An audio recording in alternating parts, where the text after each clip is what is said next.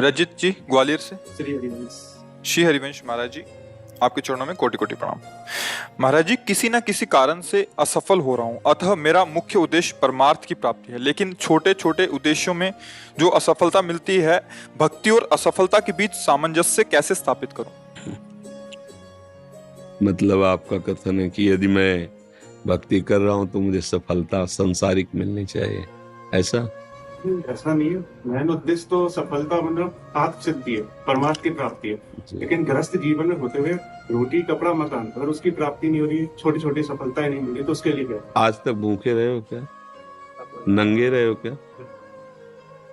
आप समझो, मेरे प्रभु जो है इतने करुणामय कि हम आप तो मनुष्य हैं, जो पशु पक्षी हैं, कीट पतंगे हैं, बहुत सी ऐसी योनियां हैं जिसको हम देख भी नहीं पा रहे, प्रभु उनको भी भूखा नहीं रखते। उनका नाम विश्वम्बर है। अब हमारी चाहतों की सफलता है। बात समझो, आपने जैसे सहज में कह दिया रोटी कपड़ा और मकान, तीनों से आप खाली नहीं हैं।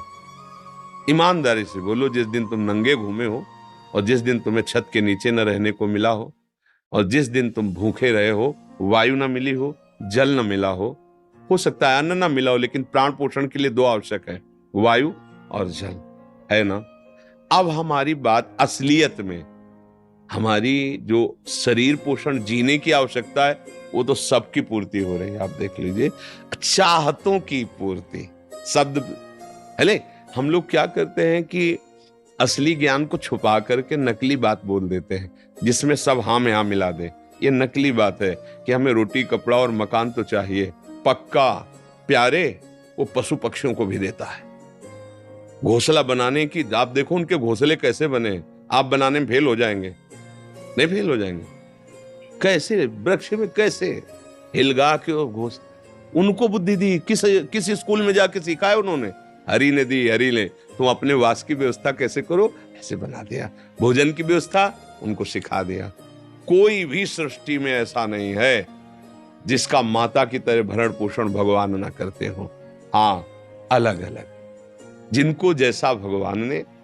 अब हमारी जो असफलता है उसमें हमारी चाहत है, मैं कपड़ा तो पहनूं पर ऐसा पहनूं, समझना, रोटी तो खाऊं पर ऐसी खाऊं, मकान तो हो पर ऐसा हो। समझ पा रहे हैं आप? अब इसके लिए हमारा कर्म कार्य करेगा। पूर्व का प्रारब्ध यदि हमारा बहुत बुरा है तो आज तुम बहुत अच्छे आदमी हो, अच्छे मार्ग में चल रहे हो, वो आपको बाधा पहुंचाएगा, आपको सहना होगा। समझ रहे ना? वो आपको बाधा पहुंचाएगा।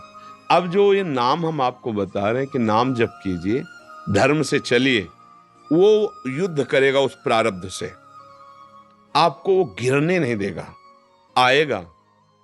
आप जो कार्य कर रहे हो उसमें सम्यक जो फल मिलना चाहिए नहीं मिला, आपको असंतुष्टता होगी, क्योंकि आपने ऐसे पूर्व में कर्म किए हैं। अब वो आपको बाधा पहुंचा रहे हैं, लेकिन आप भजन कर रहे हो ना, तो आपको निरुत्साहित होने नहीं देंगे। चलो, एक कर्म निष्फल हुआ, दूसरा हम 100 बार उसका अनुष्ठान करेंगे, कितनी बार निष्फल होगा? एक दिन तो सफल होगा ही नहीं, निकल जाओगे, निकल जाओगे। सफलता तुम्हारे चरण चूमेगी। प्रारब्ध कोई देवता नहीं है, हमारा किया हुआ पूर्व कर्म है। हम नया कर्म इतना बलवान करें कि उसको रौंद दे। बात समझे? और उसके लिए अब छोटी मोटी बात नहीं काम करेगी, छोटा मोटा कर्म काम नहीं करेगा।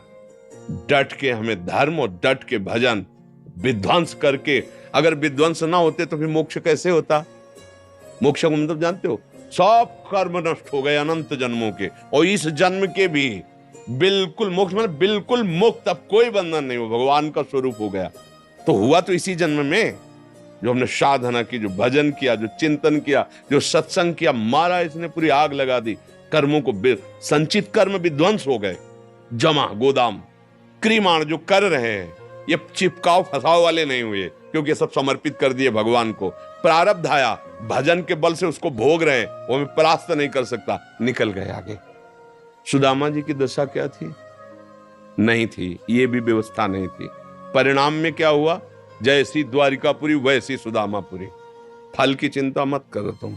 असफलताएं और सफलताएं ये हमारे मार्ग की पड़ाव हैं, कोई गर्मी वाला, कोई सुखद वाला।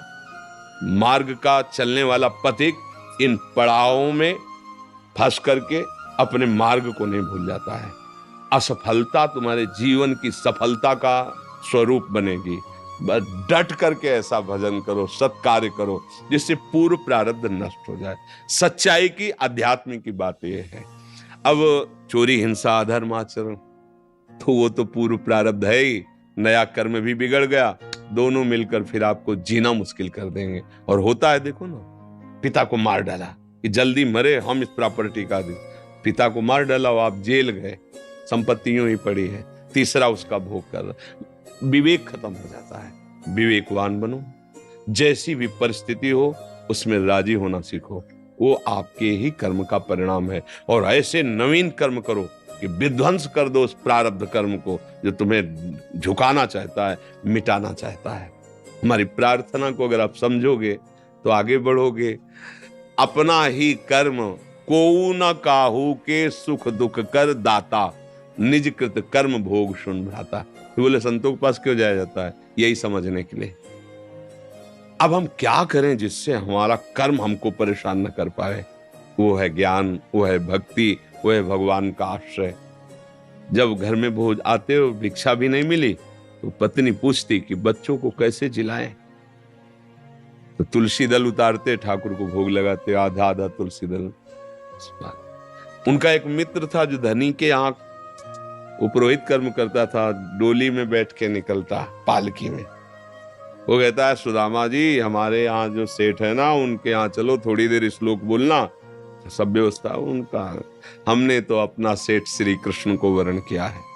अब वो भूखे रखे चाहे मारे, अब हम दूसरे की गुलामी नहीं कर सकते। हमने तो भगवान को अपना माना है। हिले नहीं तो भगवान का हृदय हिल गया। एक दिन प्रसाद पा रहे थे से एकदम ऐसे हो गए। रुक्मिणी जी मन की बात, तो उनका प्रभु, ऐसी स्थिति आपकी तभी होती जब कोई आपका भक्त भूखा होता है। तो भगवान के आंसू आ गए। हमारा पुराना मित्र है सुदामा, और कई दिन से उसके घर में भोजन नहीं, बच्चे। बोले, प्रभु आप दुखी हो रहे हो, महालक्ष्मी स्वरूप आप आदेश करो, त्रिभुवन की राज्य लक्ष्मी उसके घर में। तो उनका बात तो यही कि उसके अंदर कामना नहीं है, और मेरे भक्त के अंदर यदि कामना नहीं होती तो माया मैं नहीं देता। मेरे भक्त के अंदर कामना नहीं होती तो मैं माया, और वो निष्काम भक्त है सुदामा, उसके अंदर कभी कामना आ ही नहीं सकती कि हे भगवान भोजन तो दे दो, कभी नहीं। तो रुक्मिणी जी ने कहा, हम आपका दुख नहीं दे सकते।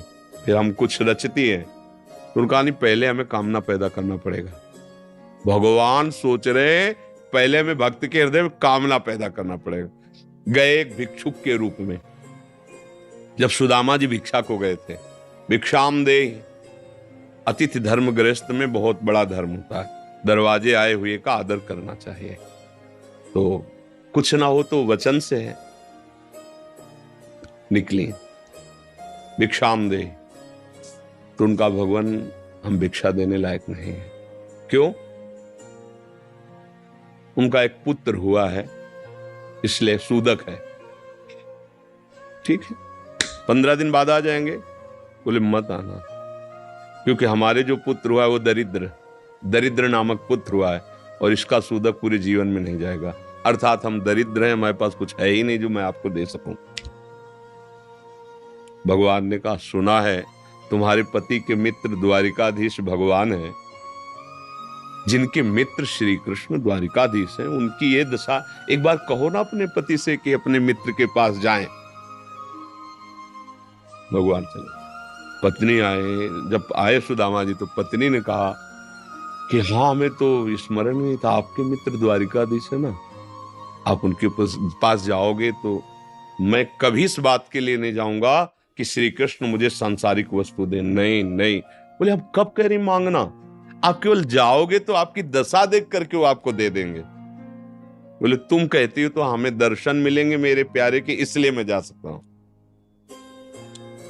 अब मित्र के पास, गुरु के पास जाए तो कुछ ऐसा शास्त्रीय सिद्धांत है, कुछ भेंट ले जाए। बेटी के यहाँ जाए, गुरुदेव के यहाँ जाए, आराध्य देव के यहाँ जाए, ऐसा, और मित्र के यहाँ जाए तो उनका भेंट के लिए, अब खुद खाने के लिए भेंट क्या। सुदामा जी की पत्नी ने कहा, देखो प्रयास करती, 4-5 मोहल्ले के घरों में गई तो कुछ तो ऐसे थे, देखते ही बंद कर लेते थे दरवाजा, मांगेगी आके और क्या है। थोड़ा एक प्रिय भाव रखती थी। तो कहा हमारे पति द्वारिकाधीश से मिलने जा रहे हैं, कुछ उनकी भेंट के लिए। तो सूप होता है, सूप से जैसे पछोरा जाता है, अच्छे चावल पीछे हो जाते हैं, टूटे वाले आगे हो जाते हैं। वो टूटे हुए तंदुल जो वो दिए, किया ले लो आप। वो तंदुल लिए 3 मुट्ठी। अब उनके पास अच्छी रुमाल भी नहीं थी, क्योंकि सब पैसे से होता है, गरीब, इतने गरीब। अपनी फटी हुई कपड़े की धोती, उसमें चावल।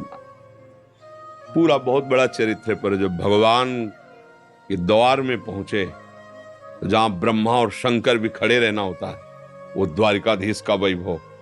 द्वार पाए दरिद्र ब्राह्मण, फटी सी, इतनी बेवाई है, ऐसा शरीर है, आंखों में भगवत तेज समाया हुआ है भगवान।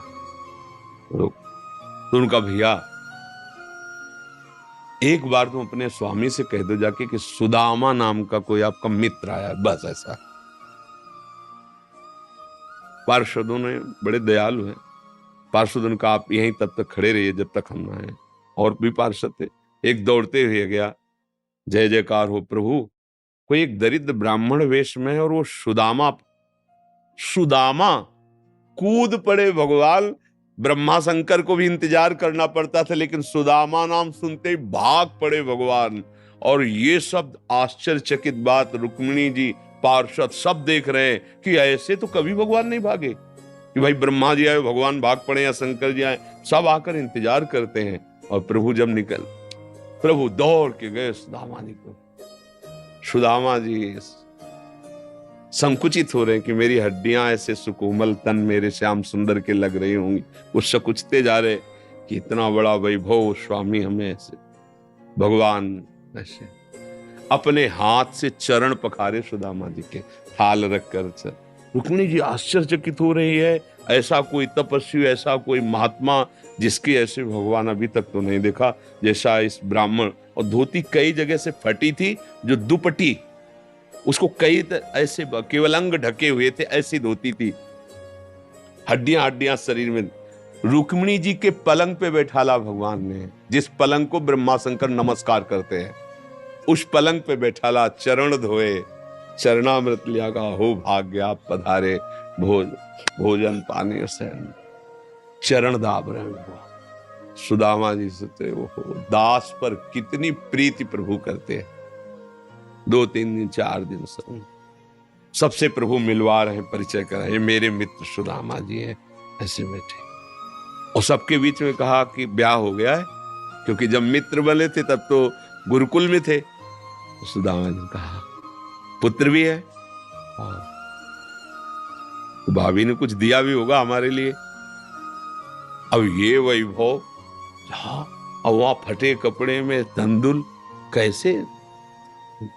बोले देखो पहले चूक की थी, गुरु माता ने चले दिए थे हमारे लिए, और फिर चूक कर रहे हो, कुछ दिया है? अब भगवान ने ऐसे हाथ पकड़ा, उनका उठाया, इतने स्वादिष्ट कीमती वस्तु तुम छुपाए रखे हो। खोला, उस फटे पुराने कपड़े में लपटे हुए तंदुल, रोमांच हो रहा है भगवान को। रुक्मिणी जी देख रहे हैं कि ऐसी प्रसन्नता से तो 56 भोग भगवान नहीं पाते द्वारिकाधीश, जैसी इस गरीब ब्राह्मण के तंदुल पार है भगवान। दूसरी मुट्ठी ली, तीसरी में रुक्मिणी जी ने हाथ पर, प्रभु बस इतना काफी है इनके लिए। 2 मुट्ठी में 2 लोग का वैभव सुदामा को। प्रगट में 25 पैसे भी नहीं दिए, एक भी वस्तु ले।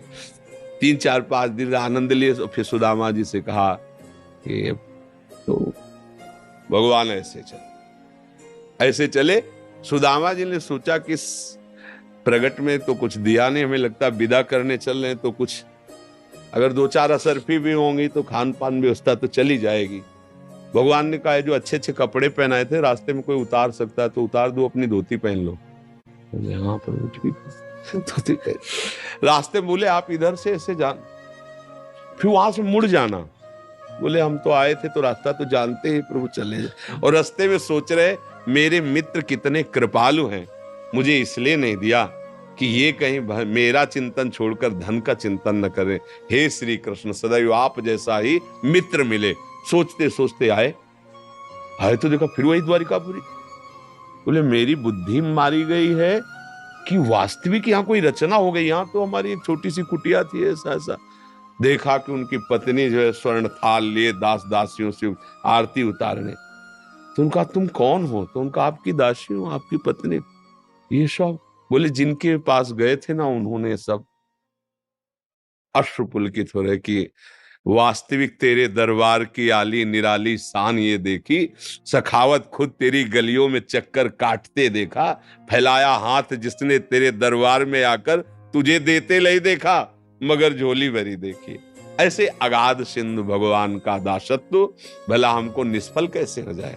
हम जो राधा राधा जप रहे हरि हरि, ये कभी निष्फल हो सकता है। पर धैर्यवान रहो, धैर्यवान रहो। समय से जब आएगा तो आप निहाल हो जाओगे। अश्रद्धा मत करो और ऐसा भी मत सोचो कि भरण पोषण हमें नहीं, ऐसा नहीं। त्रिभुवन में कोई नहीं है, सबको जैसे राजी हैं भगवान वैसे सबका भरण। किसी को 1 कुंतल मांस चाहिए तो उस पशु को भगवान उतनी व्यवस्था किए। किसी को कितना चारा चाहिए उतनी व्यवस्था किए। कितना सबको, पूरी सृष्टि को भगवान दे रहे हैं। इसलिए ऐसा तो कभी अश्रद्धा करना मत और धर्म से चलते रहो, नाम जप करते रहो, पूर्व कर्मों से लड़ो, निराश होना मत सीखो। आज सफल नहीं है तो हम कल सफल होंगे। ऐसा नहीं कि हर कर्म हमारा निष्फल चला जाए, ऐसा नहीं है।